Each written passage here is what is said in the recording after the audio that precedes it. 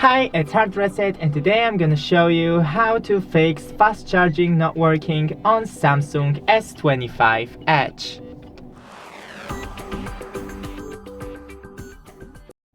First, take your cable and check if it's not broken in any way.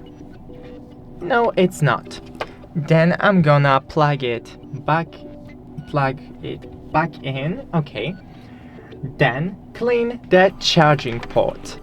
But remember to not use any metallic tool. Use, for example, a cotton stick or a wooden stick. Next thing is to test it with another charging outlet or another device. So I'm connecting it to my device, and the quick charge is working, as you can see. And last, go into settings, scroll down to software update, and download and install. That's it. Don't forget to leave a like, and see you in the next one.